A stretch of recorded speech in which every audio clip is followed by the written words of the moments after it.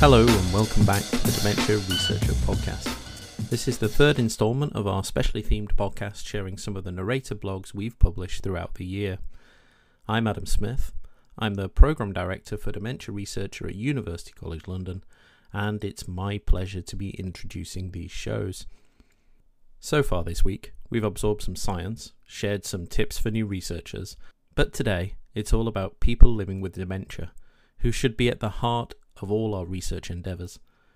We're going to hear about the importance of patient and public involvement, and hear how researchers adapted to ensure they can keep research going even when qualitative research moves online. Our first blog comes from PhD student Bethany McLoughlin from the University of Warwick. Bethany is exploring how virtual and in-person dementia support groups compare, and in this blog she shares her experience of conducting interviews online. It was first published in February.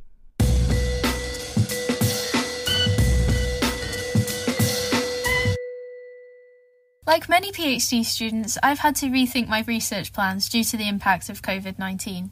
Before the pandemic, I planned to develop an online support group intervention for carers of people with dementia and compare this intervention to a face-to-face support group.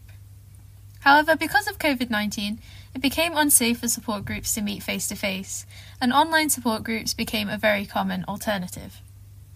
This created an opportunity to study all of the existing support groups that have moved online and explore what carers do and don't enjoy about them. So I designed an online questionnaire and planned to interview a subset of participants to ask them about their experiences with online support groups. I was able to start collecting data at the end of January. I didn't have much experience with conducting qualitative research prior to this study, and although I knew that qualitative data is a lot more time-consuming to handle, I wasn't entirely sure of how long this process would take, or if there would be complications that come with doing interviews online. As other students and early career researchers in a similar position to me may be considering doing online interviews for the first time, I wanted to write a quick rundown of the steps involved to give you an idea of where to start and what you're getting yourself into. Scheduling online interviews is a little easier than physical ones, as there's no need to find a place to meet or to travel to the interview. Although it can still be difficult because carers of people with dementia can be very busy, especially as they might lack respite care due to the lockdown. This means that you need to be flexible when organising interviews, such as working outside of normal work hours, and you may need to reschedule at the last minute. Collecting consent forms online has been much harder than taking consent in person. Many of your participants won't be used to signing things online, so make sure you account for needing extra time to explain to your participants how they can do this. The interviews that I am conducting last 45 to 60 minutes and are done through Microsoft Teams due to data protection requirements. Although my participants have all been using video calling software to participate in support groups, most are new to Teams, and I have needed to prepare extra time for them to join the meeting. However, using Teams does make it really easy to record the interview, and you don't have to worry about your recording device suddenly breaking like you would during a face-to-face interview. If you are concerned about your participant population struggling with the new software, it may be better to consider conducting your interviews over the phone. Now that you've done the interview, the really time-consuming bit begins. After the interview, I download the recording and use the Microsoft Word transcription feature to get a transcript. This tool is not perfect, and it's especially bad at figuring out strong accents. After using the automatic transcription, I then spend about 4 hours listening to the recording and going through the transcript to correct it, as well as making notes about emerging themes in the interview. Once the transcript is done, you can put it into NVivo or similar qualitative data analysis software to code your data, which involves highlighting key themes and ideas.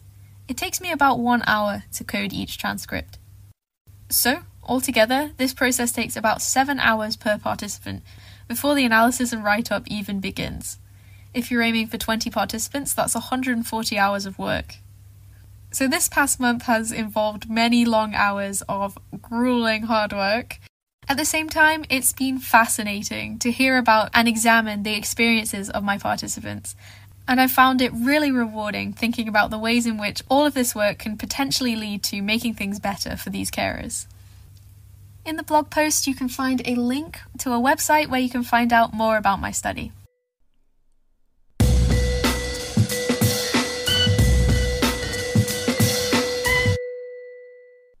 If you're new to qualitative research, you may also enjoy a podcast series we published earlier this year called Methods Matter.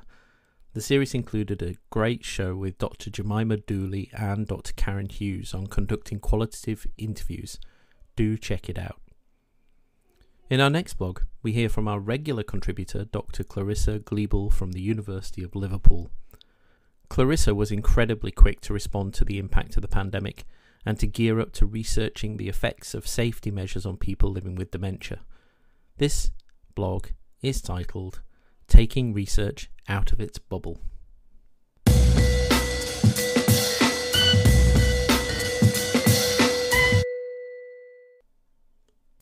In the time of COVID-19 and now being in lockdown 2.0, remote working and meeting has become the norm. What's becoming really fun is when you have back-to-back meetings and you barely have time to make a cup of green tea in between. Doing everything remotely these days within research, it can sometimes be difficult making sure that our work doesn't just stay within the research bubble, but actually reaches people. Since the pandemic, we've had to quickly adapt and, for example, turn seminars into webinars and engage with our public advisors however is best for them. Telephone, Skype, Zoom, or good old post. So what can we do with our research and take it out of its bubble, also known as the published paper? We can do all sorts of things to both reach a wider audience and try and create some impact with our work. For example, we can write a blog, such as for this one, make videos, use social media, create lay summaries, or give a talk. It really depends on your work and what fits best and who you would like to reach. Considering the topical nature of COVID-19 and the effects on people with dementia and care home residents in particular, we wanted to make sure that our work so far into this nasty virus and social support services for dementia doesn't just stay published in a paper. We showed that people with dementia seem to deteriorate faster in lockdown 1, but also how much COVID-19 related social support service closures have impacted on the mental health of people with dementia and carers. People didn't get much support anymore, not that they received much before the pandemic necessarily, but everything counts. People suffered, unpaid carers took on additional caring duties and became overburdened. Whilst we shared these early findings in one of our regular Liverpool Dementia and Ageing research fora, created lay summaries, used social media and wrote blogs, I also thought it important to try and discuss how we can translate these findings into real-life benefits. Our findings were incredibly negative and downbeat, so trying to do something positive with them felt even more important. That's why I organised a remote workshop on how to adapt social support services during the pandemic. Around 30 different providers from clinical and third sector backgrounds attended, as well as family carers. We've heard from 3 different service providers, including the Lewy Body Society and the Brain Charity, about how the pandemic has affected their ability to provide support. We all went into breakout rooms and discussed experiences and tried to come up with some key elements of how to enable service provision during COVID. Across the groups, we came up with 5 key elements. Flexibility, taking an individual approach, using all possible channels of providing information and support, being available, and support with using internet-based services. Service providers and family carers suggested to be as flexible with ways of supporting people as possible, which could involve using phone calls, Skype, letters, or videos, for example. And given the high level of digital illiteracy in older adults, attendees expressed a need for support in using the internet. This can obviously be a tricky issue, but something that really needs to get a lot more attention within the social care sector and more support from government. Our summary leaflet is published online if you fancy having a proper read. Holding such a workshop was a really nice way to have a wider think about that huge question, so what? Why do we do research? This has helped at least a little bit to take that next step. But there's only so much as researchers can do. What is really needed now is for the government to take much better notice and actively support social care and those at the receiving end better. Hopefully MPs will debate this topic well next week, Thursday on the 12th of November in the House of Commons. Some tips to help you get your research out of its academic bubble include write a blog, use social media to share, produce a lay summary, be creative and make a video, present at a conference, give a seminar, look out for pop science events such as Pint of Science, talk to your friends and family about it. It's a great way to describe your work in non-academic terms. And to take that next step, hold a workshop and start translating evidence into practice.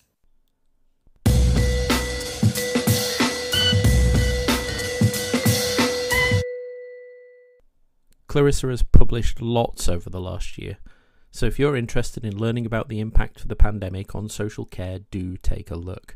She's also started a podcast and a research group, and her passion is incredible.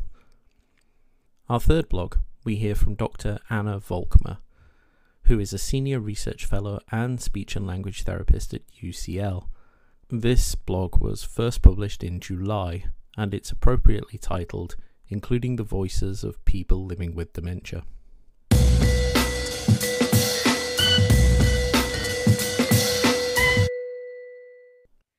As a novice researcher, I embarked on a research career highly motivated to gather as much knowledge, advice and wisdom from others as I could. This included searching for guidance on how to do patient and public involvement, or PPI. My NIHR doctoral research fellowship application had included a whole section on PPI, and I had a plan to work with people with dementia and their families to do this. So I started out on a quest for information on how to do PPI with people with communication and cognitive difficulties. The initial phase of my quest provided some really helpful starting points. I sought guidance from official organisations such as Involve, which provided lots of practical information on how to set up a steering committee, for example, or the terms of reference for these groups. Involve highlighted the breadth of types of things people could collaborate on and how. It sounds silly, but actually one of the most useful things that I got from Involve is that they emphasise the added value of PPI. And this includes making sure that people are appropriately reimbursed. Being able to reimburse travel, buy refreshments, pay people for their time is really important. And the cost calculator on the Involve website makes it inarguable. By making provision for this, it all becomes more important. And if we pay someone for their time, it must be valuable. The one thing I could not find was guidance on how to do PPI work, specifically with people with any type of communication difficulty.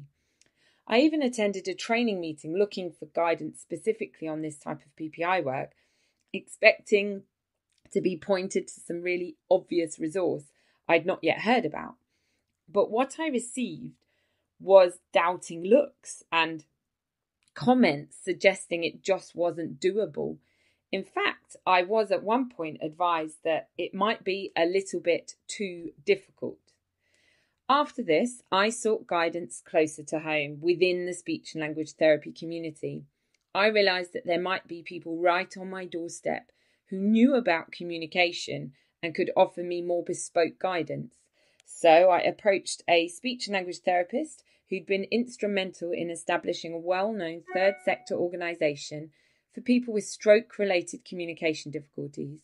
And I asked her for individualised guidance and advice on this type of work. And she and I met 3 times per annum over the course of my PhD and discussed my PPI work step by step as it evolved over the course of my project. So what did I do? I invited 4 couples where one person had a language-led dementia, primary progressive aphasia, and their partners to a steering group, our steering group. It was extremely important to include their partners given the communication support that the partners could offer.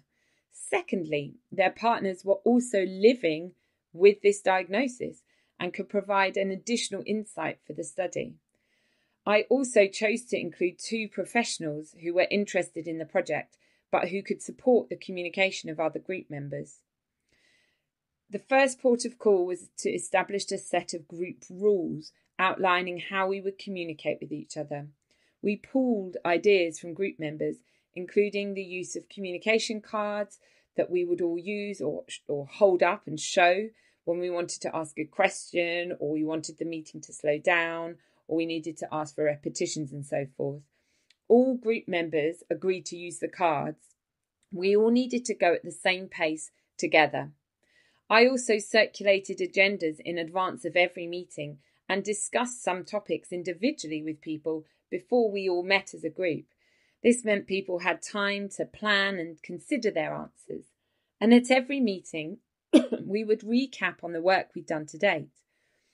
The following provides a list of key tips and hints that we collated as a group. The first tip was around circulating this agenda and minutes. We developed these in an accessible way, and it made people feel valued. Taking a photo of group members at every meeting and including these in the meeting minutes and agendas provided consistency. Presenting a summary of the project on slides at the start of every meeting and including these in the minutes and agendas made sure we were all on the same page.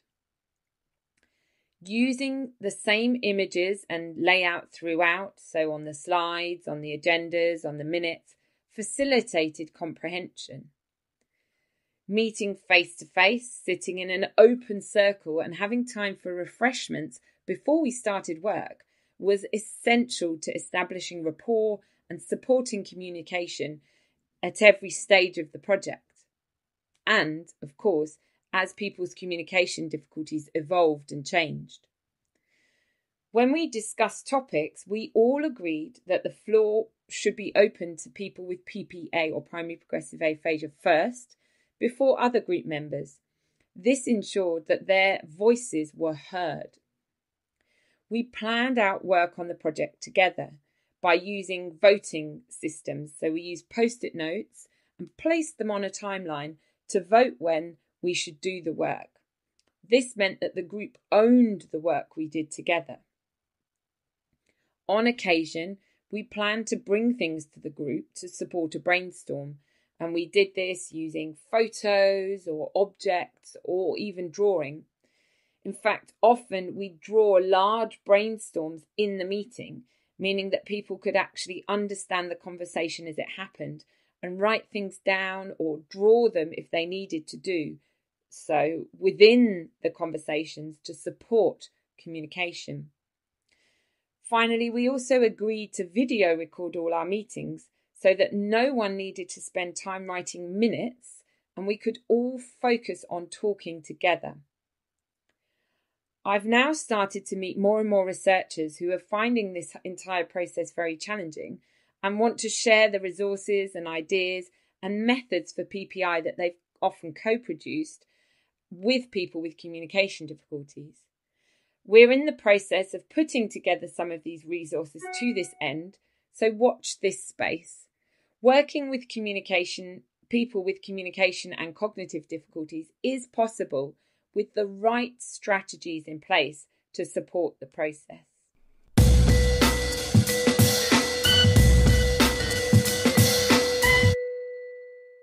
That list of tips really was great, and a fantastic overview of just how you can involve and maintain involvement of people living with dementia from the earliest stages of research right through to the end.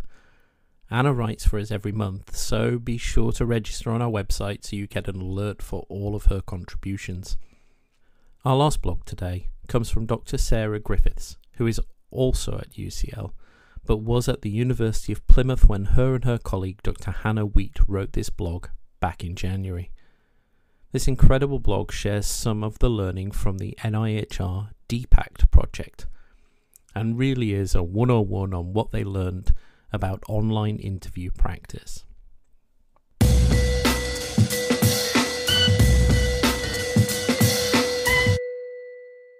Hannah and I are research fellows on the NIHR-funded Dementia Person-Aligned Care Team, or DPACT project. We've added a link to the project in the written blog. The project aims to develop and evaluate a person-centred dementia support worker intervention based in primary care. Interviewing people with dementia and carers about their experiences of receiving the support intervention has substantially informed our learning during the feasibility phase. In May 2019, I wrote a blog for the Dementia Researcher which explored challenges of enabling people with dementia to meaningfully participate in qualitative research. Since then, further challenges and opportunities have emerged due to COVID-19. The team have had to rapidly adapt the DPACT intervention to enable remote delivery and switch to remote rather than face-to-face data collection processes. In this current blog, we share our reflections on the challenges that remote interviewing caused and practices that address these. It's our hope that this blog may foster further discussion about suitable, helpful approaches to interviewing people with dementia and carers, both during the pandemic but also during more normal times too.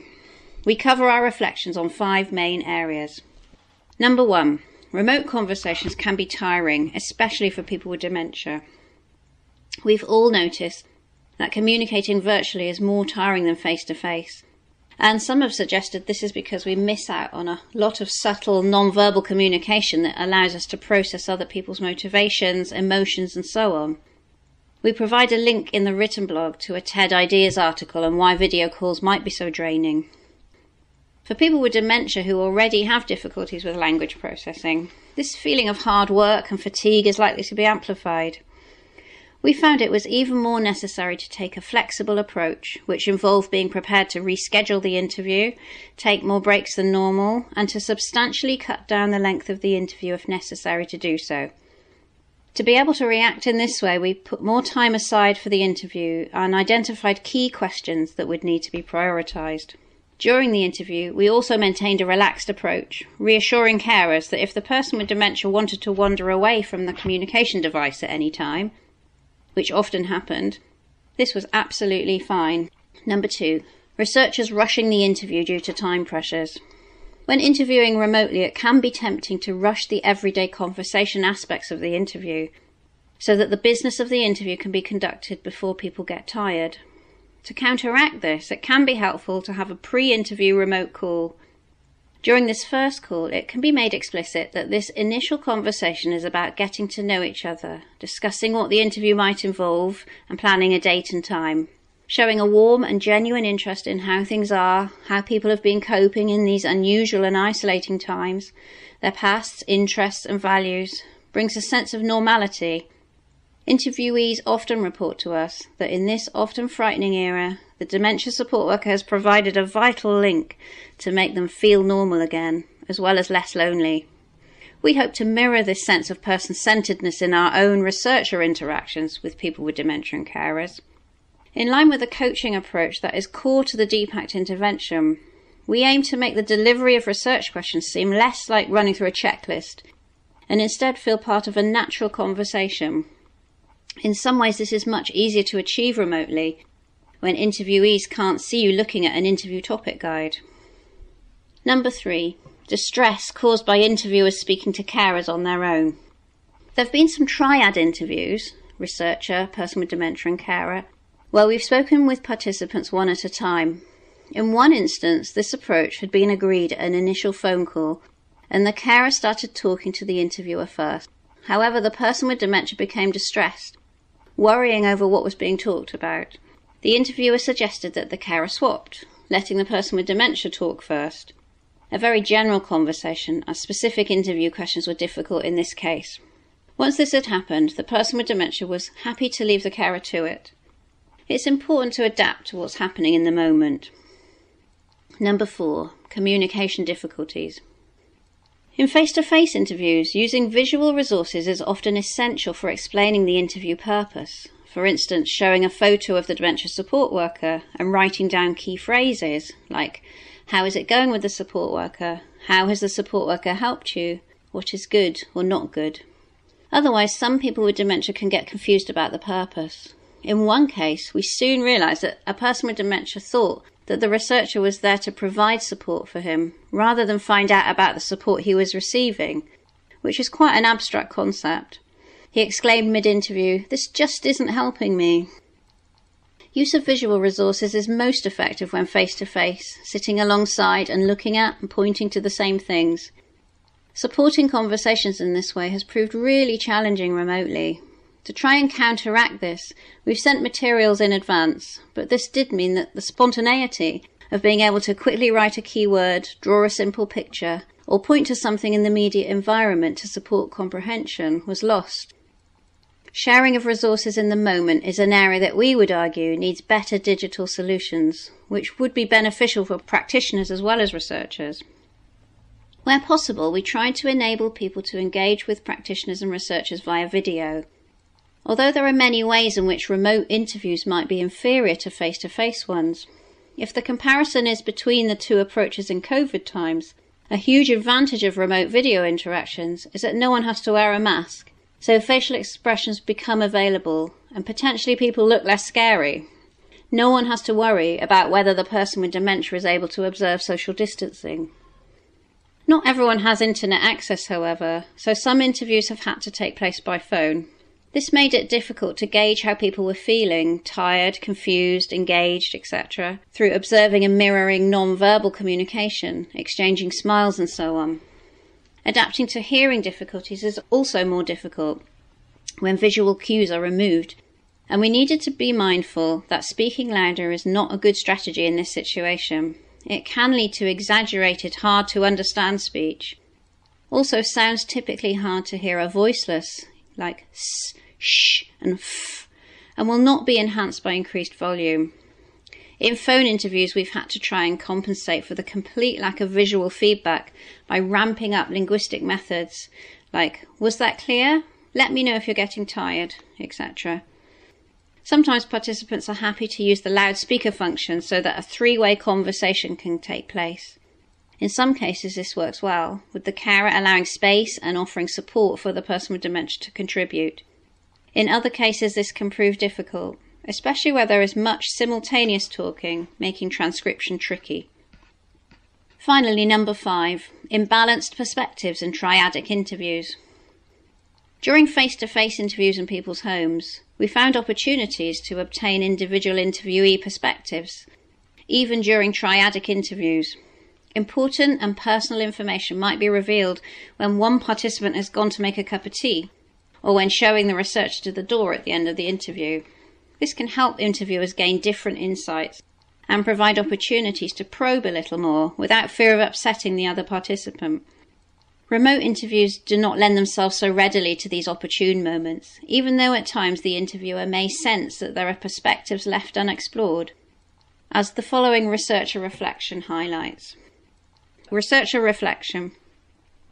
It struck me there may be things the daughter wanted to say without mum present. She did speak a little of her own past tendency to control things and make sure her mum was presenting all the facts correctly, and how she has learnt to let go of that since talking to the dementia support worker. However, I think she saw her role in the interview as solely to support her mum, even though I emphasised that we are interested in both their views. I thought she might want to say more about the impact of the dementia support worker for both of them, so I asked if she would like to email me after the interview if she thought of anything else she wanted to say.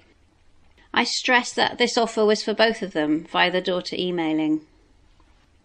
Since this interview, we've routinely offered the option of post-interview emails in order to leave the door open to further reflections. However, we're aware that this could privilege care reviews, as they are often more able to take up the offer. As our study progresses, we continue to explore ways of enhancing involvement and engagement of people with dementia and carers in the qualitative research aspects.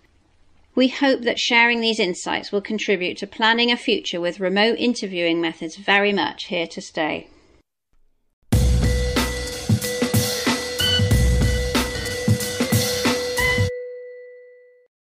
Thank you to Sarah and Hannah for sharing. That really was a comprehensive overview. That's all we've got time for today. We have 2 more shows to end this series, so we'll be back tomorrow with more great blogs from our 2021 archive. Thank you for listening. Join the Dementia Research bloggers and share your own views.